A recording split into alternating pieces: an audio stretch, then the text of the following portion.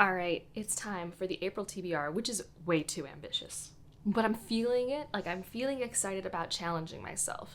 So I'm going to do it. I'm going to do it. So we have way too many books on my little list here. I'm not getting to all of them, but I'm excited or curious about my opinions on all of the books here. And we'll see by the end of the month what happens. First, the buddy read for Patreon is going to be Where Peace is Lost by Valerie Valdez. This is the author of Chilling Effect, which is a Mass Effect inspired space adventure book. I don't know what this one's about, and I'm pretty sure it's a standalone. It's not in that real world for Chilling Effect. It's a refugee with a secret, a dangerous foe, and a road trip that could either save a planet or start a war. Been really feeling sci-fi this year. This is one of the science fictions from last year that I completely forgot about, like especially considering I like Valerie Valdez's works. So what am I doing? And so this is what we decided to buddy read, which is exciting. I have the audiobook, I have the physical, I have the ebook. Hopefully it's a fun time, because we try to make like 3 or 4 of the buddy reads a year a standalone, and I'm 99% sure that's what that is. And then I decided, instead of letting them vote on a TBR book, I had all these projects that I wanted to do, because like I said, I'm feeling in a challenged mood. And of course, 2 were tied. So I picked the one I was most excited to do because they were both tied, but I'm also in the spirit of the other one still like kind of made my TBR so that I could do the other one if I wanted to. So like there were 4 project ideas. One was doing the Nebula shortlist. One was doing books off my physical TBR on my TBR cart. One was just like, lifestyle vlog video. And then the other one was new releases focused, which like with my physical TBR and new releases, there's some overlap there. And the 2 that tied were books off my physical TBR and the Nebula shortlist, which there is no overlap between. Okay? I'm getting all my Nebula shortlist books from the library in some form or another. And then my physical TBR is basically just new releases I'm excited about or other series and things like that. So that's primarily what's on here, and also some series continuations that I would like to focus on in addition to that. So if you're on my Patreon, I've already started the vlog for the Nebula thing, and it's surprising. I was unprepared for my take on some of these books so far, let's just say. And I will have a summary of my opinions on those books. I mean, not only am I going to talk about them on the channel, but I will have a video where I rank the Nebula shortlist books. It's just not going to be a vlog because I get too rambly on my vlogs and they stress me out in terms of producing them for the main channel. Don't know why, it really shouldn't matter, but I like sit down videos for the main channel. Okay, that's enough of a ramble. So the Nebula shortlist books, I already had Nebula reaction earlier this week, so let's try not to get too repetitive. But we have Translation State, which is in the Rocked Empire. That's the Ancillary Justice world book. It's a very intricately world-built universe. Lots of inclusion of different gender languages, different types of alien species we're not used to. There's a lot of politics involved, and this is a standalone thought in that universe. One of the ones I was apprehensive about. I mean, most of them I was apprehensive about, so let's not, beat a dead horse. The other one is the Terraformers, which I think is more generational science fiction. And what I mean by that, I don't even know if that's really a subgenre term, that we follow groups of people at different points in time and see how the society evolves, but also kind of touching on relationships and how they span across time. That's how I kind of think about it. I think of the Foundation Empire series as generational, especially the first book. I could be wrong. We'll see what I think when I read it. I'm nervous about that one too. I'm waiting to get both of those from the library. They're in transit. But I already have a copy of The Water Outlaws by S.L. Wong, which I'm told I might like more than I think, because people who didn't like the novella actually still really liked this in its project. It is a standalone. It was actually almost tied for beating out this for our buddy read. So turns out I'm reading this for this month anyways. But I'm curious if I'd like it. I wasn't against it. I think the page length had me nervous because it's almost 500 pages. Standalone fantasy can work really well. It can be a real big miss, and I just didn't love the novella. And we'll see how it affects my experience, but what this is based off, the type of media it's based off of, I have no experience with, which means it could just be all fresh and new to me and exciting. It won't feel derivative or inspired by XYZ thing, but it also means I could miss a lot of stuff. So we'll see how this works for me, because I forget the word that Tammy used in my comments to describe what type of story this is kind of based off of. But it's not one that I'm familiar with. And so then we have, I have another one from the library, The Saint of Bright Doors, which is I think more the speculative literary thing. I've been told the audiobook's really good, so I have access to that. This one's not too long, 350 pages. If I like it, I might have to get a copy because I'm really vibing with this cover. I'm really interested in it, We'll see how it goes. And then the last one is Shigidi, and there's more words to it, and I forget, but it has a cool like kind of mask on it. This is the Nigerian urban fantasy sort of thing, and I'm just curious about that. That one and The Saint of Bright Doors, I'm just like, I don't know. So those are all of the novels, and then if I get one of the haunted house novellas, it's called Linglun, I think, or Linghun, is that what it's, I didn't write it down, so I could have the spelling wrong in my head, which means I'm pronouncing it very incorrectly, but it's this one. And then I guess this is the push I need to maybe catch up with the Singing Hills novellas. And I've been needing some audiobooks for the car, and they're very storyteller quality. So I actually have already started the third one, and it's the fourth one that's on the short list. Since I'd already read like most of the novellas anyways, I figured, completionist brain, just finish it off. So that's like my challenge. Hard and fast will I be DNFing if things don't work for me? Because the goal is to find hidden gems. The goal is not necessarily to have nuanced, well thought out opinions on every book.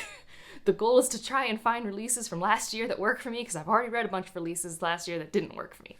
I've already done that, we've already explored that territory. So that's that project. And then in the spirit of people wanted me to read things off of my TBR card, I did pull 3 things off my TBR card that I am pretty interested in. And there might be one holdover from this month. I still have like 3 days left. And since I'm in a reading mood, I could read one more book, but it might not. And then it'll be on the TBR. So that would be the new Micaiah Johnson, Those Beyond the Wall. I think I'm going to start that today, and I could finish it before April. So it could be on the March wrap up. Who knows? I don't know as I'm filming this. But if not, tentatively put that in the April TBR. Companion sequel to The Space Between Worlds.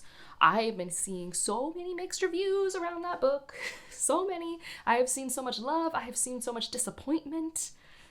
We'll see where I land. I already am prepared for the amount of rage that will be in it, and hopefully it's like rage that's cathartic or not too exhausting. But yeah. And one thing I am excited about is that even though Laura from A Book Circus didn't like the book, she was almost encouraged mentally to keep going because she did really like the plot. So there obviously is something engaging there.